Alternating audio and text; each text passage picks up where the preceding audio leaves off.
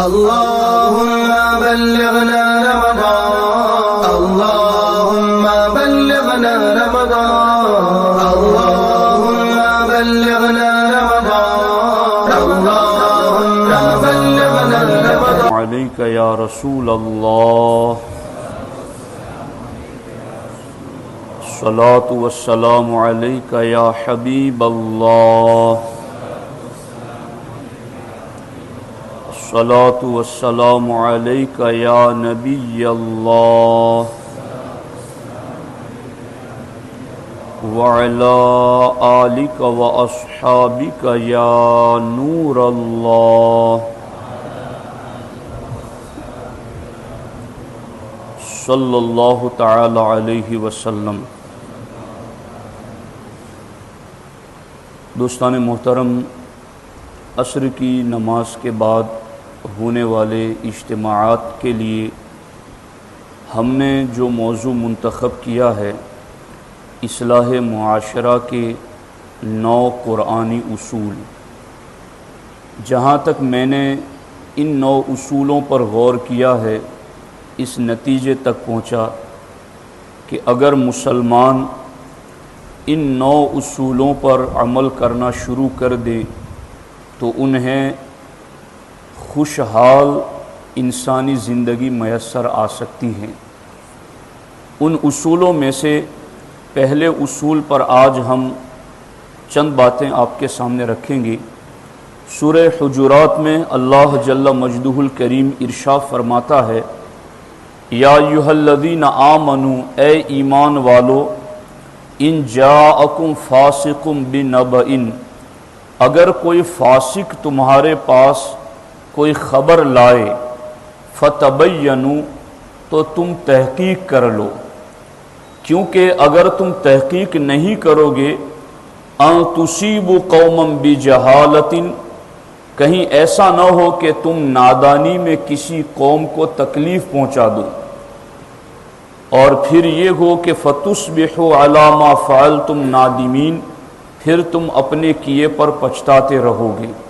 تو اس لیے ایمان والوں کو اللہ جل مجدہ الکریم یہ حکم عطا فرماتا ہے کہ جب کوئی فاسق تمہارے پاس خبر لے کر آئے تو اس کو ایسے ہی مان نہ لو، بلکہ اس کی تحقیق کر لیا کرو۔ دوستان محترم، انسانی زندگی پر خبر کا بہت بڑا اثر مرتب ہوتا ہے۔ کبھی تو کوئی ایسی خبر پہنچتی ہے کہ انسان غم زدہ ہوتا ہے مگر اس خبر کو سن کر خوش ہو جاتا ہے۔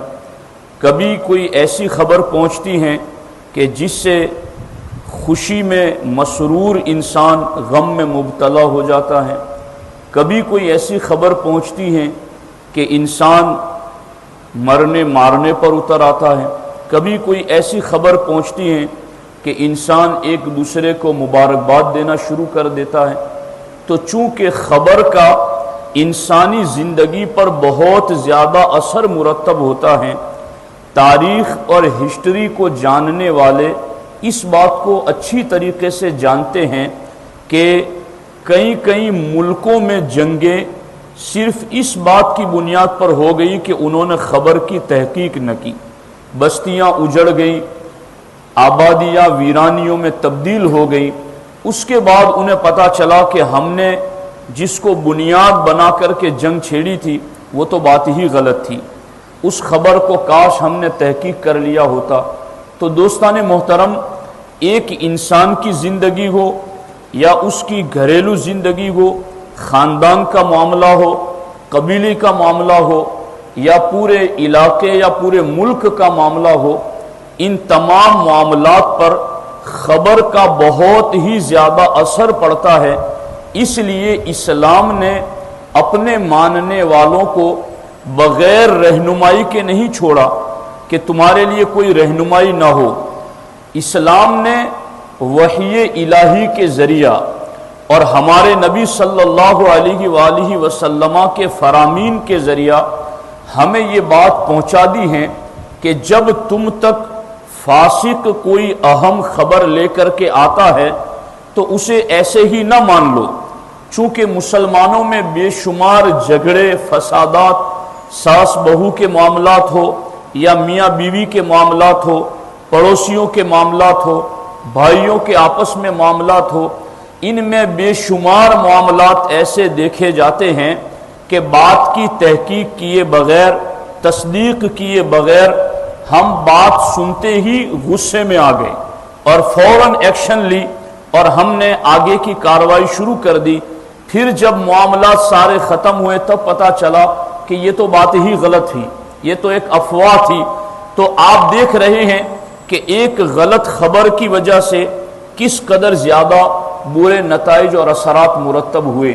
اس لیے اگر سوسائٹی کو ہم پرامن رکھنا چاہتے ہیں، اگر مسلمان اپنے آپ کو خوشحال رکھنا چاہتے ہیں، تو ہمارا رب ہمیں خوشحالی کا یہ اصول دیتا ہے کہ جب ایسی کوئی خبر تمہارے تک پہنچے تو اس کی تحقیق کر لیا کرو۔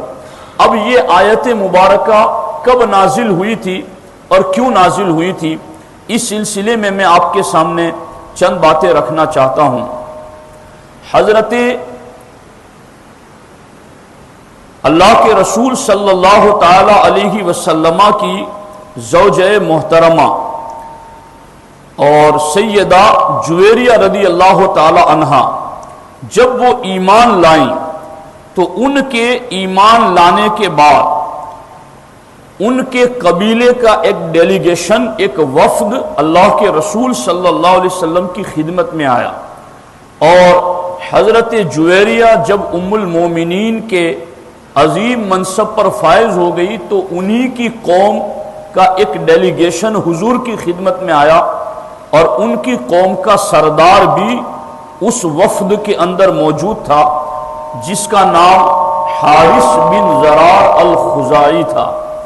حارث بن زرار الخزاعی نے بارگاہ رسالت میں حاضری دی تو ہمارے آقا علیہ السلام نے ان کے سامنے اسلام پیش کیا، انہیں اسلام کی دعوت دی۔ اسلام جب پیش کیا تو انہوں نے اسلام کو قبول کر لیا۔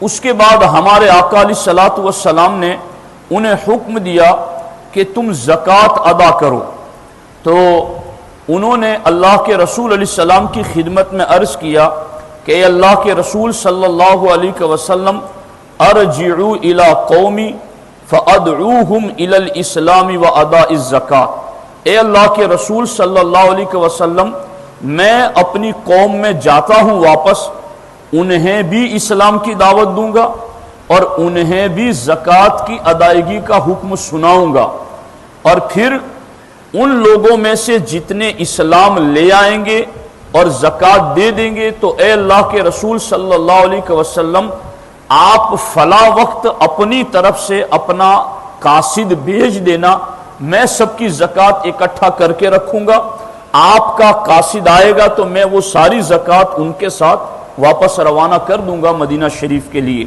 اللہ کے رسول علیہ السلام نے ان کی یہ بات پسند فرمائی اور سرکار نے انہیں اجازت عطا فرمائی۔ اب حضرت حارث بن زرار رضی اللہ تعالی عنہ اپنی قوم میں آئے، قوم کے سردار تھے اور قوم کو اسلام کی دعوت دی، تو قوم میں بہت سارے لوگ ان کی دعوت پر مسلمان ہو گئے اور اسلام میں داخل ہو کر کے ان سے زکوٰۃ وصول کی اور سارا مال حضرت حارث بن زرار نے اکٹھا کر دیا۔ اب ادھر وہ انتظار کر رہے تھے کہ اللہ کے رسول علیہ السلام کی طرف سے کوئی قاصد آئے گا اور یہ سارا مال ان کے ساتھ بھیج دیا جائے گا۔ ادھر اللہ کے رسول صلی اللہ علیہ وسلم نے حضرت ولید بن عقبہ رضی اللہ تعالیٰ عنہ صحابی رسول ہیں، انہیں حکم دیا کہ تم بنی مستلق کی طرف جاؤ۔ یہ بنی مستلق وہی قبیلہ ہے جس قبیلے کے سردار حضرت حارث بن زرار تھے، جنہوں نے اسلام کی دعوت دی قوم کو، قوم مسلمان ہوئی، زکوٰۃ اکٹھا کی اور حضور سے کہا تھا کہ آپ بھیجنا تاکہ میں ان کے ساتھ زکوٰۃ کا مال بھیج دوں۔ اس قبیلے کا نام تھا بنی مستلق۔ تو اللہ کے رسول علیہ السلام نے جو وقت طے ہوا تھا اس کے مطابق ولید بن عقبہ کو بنی مستلق قبیلے کی طرف بھیجا۔ اب یہ حضرت ولید بن عقبہ کا کیا معاملہ تھا؟ کانت بینہ و بینہم احنۃ فی الجاہلیہ، کہ حضرت ولید بن عقبہ اور قبیلہ بنی مستلق کے درمیان اسلام لانے سے پہلے دشمنی تھی۔ جنہیں بھیجا جا رہا تھا جس قوم کی طرف زکوٰۃ کا مال وصول کرنے کے لیے، ان کا پرانا جھگڑا تھا اسلام لانے سے پہلے کا۔ اور بعض تفسیروں میں یہ لکھا ہے کہ حضرت ولید بن عقبہ نے بنی مستلق کے ایک شخص کو قتل کر دیا تھا، اس وجہ سے ان کی اس خاندان کے ساتھ دشمنی چل رہی تھی، لیکن حضور کا حکم تھا کہ تمہیں جانا ہے، تو حضرت ولید بن عقبہ رضی اللہ تعالی عنہ جانے کے لیے نکل پڑے۔ اب ادھر بنی مستلق والوں کو پتا چلا کہ اللہ کے رسول صلی اللہ تعالی علیہ وسلم کے قاصد اور حضور علیہ الصلوۃ والسلام کے صحابی ہماری طرف آ رہے ہیں، تو انہوں نے کیا کیا؟ فَتَلَقَّوْهُ يُعَظِّمُونَ أَمْرَ رَسُولِ اللَّهِ صلی اللہ علیہ وسلم، تو اس قوم کے کئی لوگ حضور کے صحابی اور حضور کے قاصد کی تعظیم میں استقبال کرنے کے لیے بستی سے باہر آئے۔ اب اس دور میں جب بھی بندہ نکلتا تھا باہر تو اپنے ساتھ پروٹیکشن کے لیے کوئی نہ کوئی ہتھیار ساتھ میں ضرور رکھتا تھا، تو وہ اس طریقے سے ہتھیار لے کر کے ان کے استقبال کے لیے باہر آئے بستی سے۔ ولید بن عقبہ رضی اللہ تعالی عنہ کی دشمنی اس قبیلے سے پہلے سے ہی تھی۔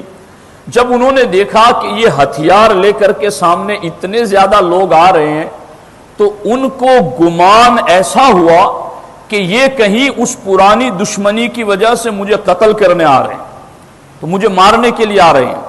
تو انہوں نے جب ان کو آتے ہوئے یوں دیکھا تو وہیں سے حضرت ولید رضی اللہ تعالی عنہ واپس پلٹ آئے، اور واپس آ کر کے انہوں نے بارگاہ رسالت میں عرض کیا، ان الحارث منعنی الزکاۃ واراد قتلی، اے اللہ کے رسول صلی اللہ علیہ وسلم، حارث نے تو زکوٰۃ دینے سے انکار تو کیا مجھے قتل کرنے کا ارادہ کیا۔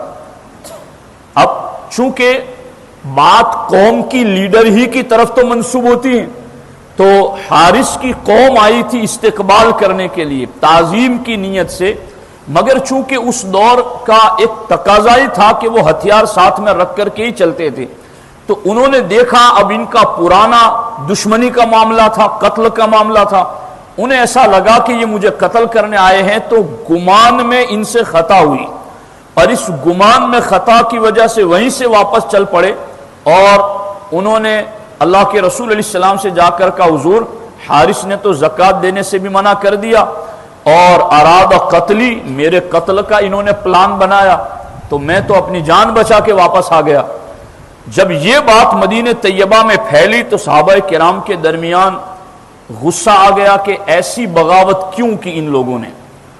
اس وقت ہمارے نبی صلی اللہ تعالی علیہ وآلہ وسلم نے حضرت خالد بن ولید کو طلب فرمایا، وَأَمَرَهُ أَن يَتَثَبَّتَ وَلَا يَعْجَلْ، اور سرکار دو عالم صلی اللہ علیہ وسلم نے حضرت خالد سے فرمایا کہ تم جاؤ بنی مستلق کی طرف، لیکن جلد بازی مت کرنا، جلدی مت کرنا، تم وہاں جا کر کے تحقیق کرنا، ابھی قرآن کی آیت نازل نہیں ہوئی، مگر حضور کا عمل آیت پر پہلے سے ہے، بلکہ امت کو بھی عمل کروا رہے ہیں۔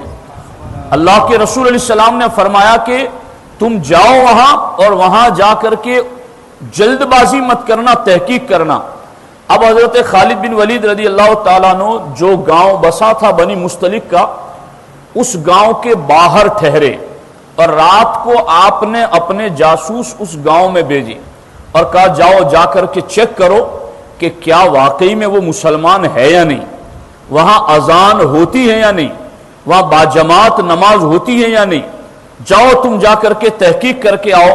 تو حضرت خالد بن ولید کے جاسوس بنی مستلق میں جا کر واپس آئے، تو حضرت خالد بن ولید سے آ کر کے کہا، انہم مستمسکون بالاسلام، اے خالد ابن ولید وہ تو اسلام کو مضبوطی سے تھامے ہوئے ہیں، اور ان کا معاملہ تو یہ ہے، سمعوا اذانہم وصلاتہم، ہم نے ان کی اذانیں بھی سنی ہیں اور انہیں با جماعت نماز پڑھتے ہوئے بھی دیکھا ہے۔ تو اب اس سے یہ بھی تو پتا چلا کہ حضرت خالد بن ولید فرما رہے تھے اذان ہوتی ہوگی اور نماز ہوتی ہوگی تو حملہ نہیں کریں گے، باقی اذان نہیں ہوتی ہوگی، نماز نہیں ہوتی ہوگی تو پھر ہم سمجھیں گے کہ یہاں مسلمان نہیں ہیں، اب اس پر حملہ کرنا جائز ہے۔ تو مسلمان جہاں کہیں بھی رہیں اذان ضرور دیتا رہیں اور نماز ضرور ادا کرتا رہیں، باقی پھر اس پر حملہ حلال ہو جائے گا۔ حضرت خالد بن ولید رضی اللہ تعالیٰ عنہ نے یہی ایک فکر دی کہ اذان ہو رہی ہے تو پھر بتایا، تو حضرت خالد بن ولید صبح خود آئے بنی مستلق میں اور آ کر کے انہیں دیکھا، ان سے بات کی۔ تو حضرت خالد بن ولید رضی اللہ تعالیٰ عنہ نے حضرت حارث سے ملاقات کی اور حارث سے ملاقات کر کے کہا انکا منعتہ الزکاۃ وَأَرَدْتَ قَتْلَهُ، کہ اے حارث تم نے زکوٰۃ دینے سے انکار کیا اور تم نے اس کا قتل کرنے کا ارادہ کیا۔ تو حضرت حارث نے کہا وَالَّذِي بَعَثَ مُحَمَّدًا صلی اللہ علیہ وسلم بِالْحَقِّ مَا رَأَيْتُهُ بَتَّةً وَلَا أَتَانِي، اس رب کی قسم جس نے محمد صلی اللہ علیہ وسلم کو سچا رسول بنا کر بھیجا، نہ میں نے حضرت ولید بن عقبہ کو دیکھا نہ میری ان سے ملاقات ہوئی، میں نے نہ انہیں قتل کا ارادہ کیا اور نہ زکوٰۃ دینے سے انکار کیا، میری تو ان سے ملاقات ہی نہیں ہوئی ہے۔ تو اس کے بعد حضرت حارث بن زرار رضی اللہ تعالیٰ عنہ بارگاہ رسالت میں آئے اور پورا مال تو انہوں نے اکٹھا کر کے تیار رکھا تھا، وہ تو انتظار کرتے تھے کسی قاصد کی آمد کا کہ وہ آئے اور ساتھ میں بھیج دے، بلکہ حضرت حارث بن زرار رضی اللہ تعالی عنہ نے تو اب حضور کا قاصد آنے میں لیٹ ہوا، چونکہ وقت پر جو آئے تھے وہ وہاں سے واپس چلے گئے، تو جو وقت متعین تھا اس وقت پر حضور کا قاصد نہیں آیا، تو حضرت حارث بن زرار نے تو قوم کے کئی سرداروں کو جمع کیا اور کہا حضور کا قاصد ابھی تک وقت مقررہ پر آیا نہیں، کہیں ایسا تو نہیں کہ اللہ رسول ہم سے ناراض ہو گئے ہو، چلو ہم سامنے جا کر کے مال دے کر کے آئیں، کہیں حضور ناراض نہ ہو جائے۔ یہ اتنے پختہ ایمان والے تھے، تو انہوں نے کہا کہ ایسی تو کوئی بات نہیں ہوئی کہ ہم نے ان کو منع کیا ہو اور قتل کا ارادہ کیا ہو۔ پھر وہ پورا سرداروں کی جماعت حضور کی بارگاہ میں آئی، ساری صفائی حضور کو دی، تو حضور نے فرمایا ولید بن عقبہ کو بلایا جائے۔ اب حضرت ولید بن عقبہ کو بلایا گیا، ان سے حضور علیہ السلام نے کہا کہ تم نے یہ کیسے کہہ دیا؟ کہا حضور وہ آئے تھے تو میں نے اپنے گمان میں یہ سمجھا کہ یہ مجھے قتل کرنے آئے، ان کے ہاتھوں میں ہتھیار تھے اور میرا ان سے خاندانی دشمنی کا تعلق تھا، تو مجھے ایسا لگا کہ یہ مجھے قتل کرنے آئے ہیں، اس لیے میں ان کو دیکھتے ہی واپس پلٹ آیا تھا۔ تو اب اس معاملے کے اوپر قرآن میں آیت نازل ہوئی کہ اے ایمان والو، اگر تمہارے پاس فاسق کوئی خبر لے کر کے آئے تو تم اس کی تحقیق کر لو۔ اب یہاں میں ایک عقیدے کی بات بھی آپ کے سامنے رکھ دوں کہ اس میں کوئی یہ نہ سمجھے کہ حضرت ولید بن عقبہ رضی اللہ تعالیٰ عنہ معاذ اللہ فاسق تھے۔ کیوں؟ اس لیے کہ امام فخر الدین رازی فرماتے ہیں کہ حضرت ولید رضی اللہ تعالیٰ عنہ پر فاسق کا اطلاق کرنا بڑی خطا ہے۔ کیوں؟ اس لیے کہ انہوں نے وہم اور گمان کیا جس میں ان سے خطا ہوئی، اور خطا کرنے والے کو فاسق نہیں کہا جاتا، لیکن ان کے اس واقعے پر قانون اور اصول دے دیا گیا امت کو کہ اگر تمہارے پاس کوئی خبر لے کر آتا ہے، کوئی اہم خبر، تو دیکھ لو کہ یہ خبر لانے والا کہیں شرابی تو نہیں، کہیں جواری تو نہیں، کہیں مردود الشہادت یعنی شریعت کی نظر میں اس کی گواہی قابل قبول ہے کہ نہیں، کہیں یہ حرام کاروبار اور تجارت تو نہیں کرتا، کہیں اس طرح کے حرام کاموں میں مبتلا تو نہیں ہے۔ اگر وہ اس طرح کے کاموں میں مبتلا ہے اور وہ خبر لے کر آ رہا ہے فَتَبَيَّنُوا، تو قرآن کہتا ہے اب تم تحقیق کر لیا کرو۔ کیوں؟ اس لیے کہ اگر تم تحقیق نہیں کرو گے تو تم نادانی میں ایسا کام کر بیٹھو گے جس پر پوری زندگی تمہیں پچھتاوا ہوتا رہے گا۔ تو یہ ایک اصول دیا گیا ہمیں کہ ہم اس طریقے سے بات کی تحقیق کر لیا کریں۔ اب میں آپ کو یہاں پر بتاؤں کہ ہر سوسائٹی میں ہر علاقے میں کچھ ایسے مزاج کے لوگ ہوتے ہیں جن کا محبوب مشغلہ ہوتا ہے افواہوں کو پھیلانا اور اس طرح کی بے پر کی باتیں لوگوں میں عام کرنا، جس کا نتیجہ اور انجام انہیں خبر نہیں کہ اس افواہ کا، اس غلط خبر کا انجام کیا ہوگا اور نتیجہ کیا ہوگا۔ اس لیے ایسے لوگوں کو اپنے آپ میں خوب احتیاط کی ضرورت ہے۔ ہمارے آقا علیہ السلام فرماتے ہیں، کیا دو منہ والا اس بات سے ڈرتا نہیں ہے کہ اللہ قیامت کے دن اس کے منہ میں جہنم کی آگ کی دو زبانیں رکھ دے گا؟ جو لوگوں میں افواہ پھیلاتا ہے، لوگوں میں غلط خبر پھیلاتا ہے، تو ان کو بھی ایک طرف سے وعید سنائی گئی۔ دھیان سے سنیے، جو غلط خبر پھیلا رہا ہے اسلام نے اس کو بھی عذاب کی خبر دی، اور غلط خبر لے کر کے اگر کوئی آتا ہے تو لانے والے پر بھی یہ کہا گیا کہ اس کی تحقیق کرو، تم مان نہ لو اس طریقے سے کہ بس بات آئی اور مان لی ہم نے، تو اس لیے اس بات کی تحقیق اور تصدیق کر لیا کرو۔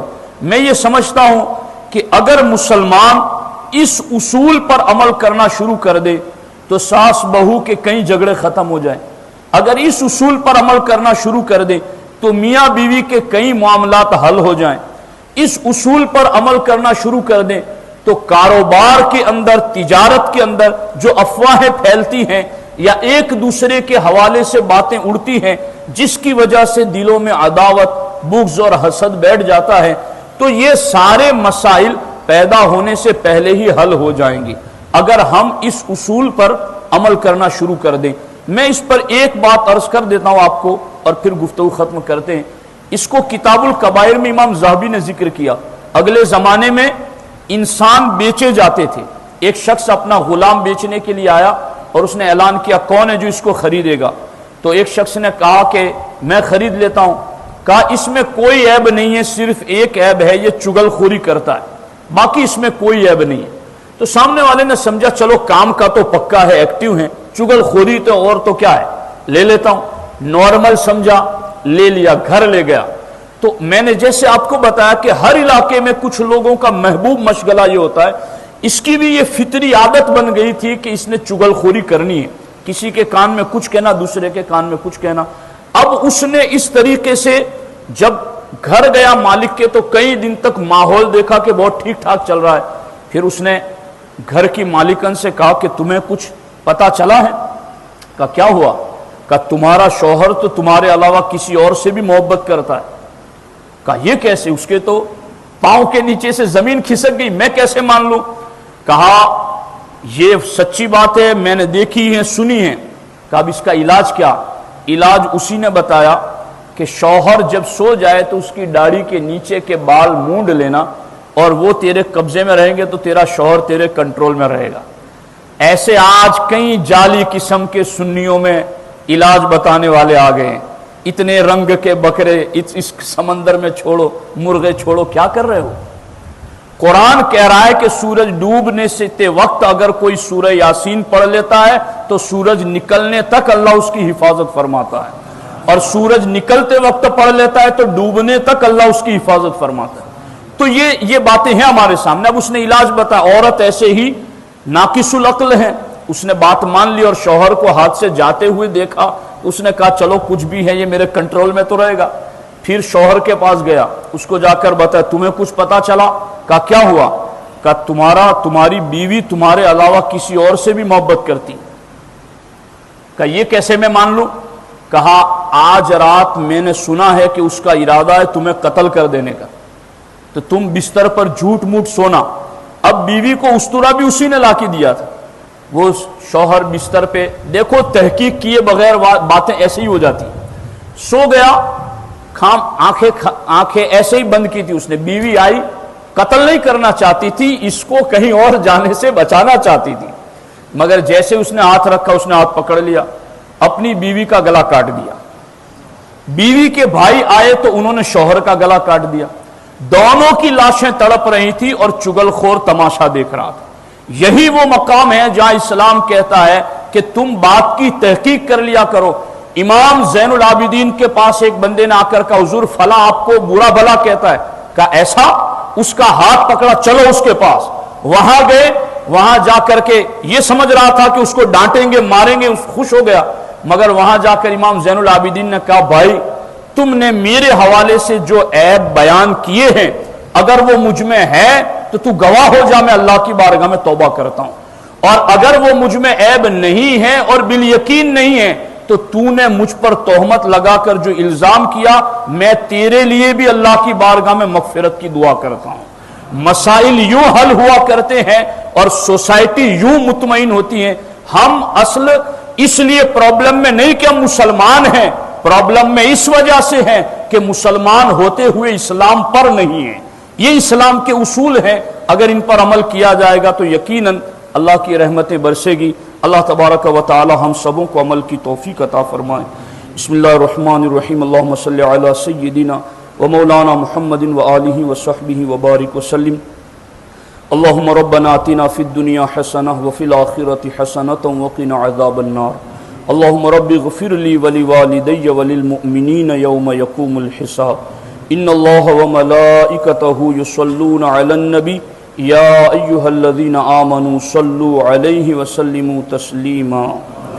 اللہم صلی علی سیدنا و مولانا محمد و آلہ و صحبہ وبارک وسلم.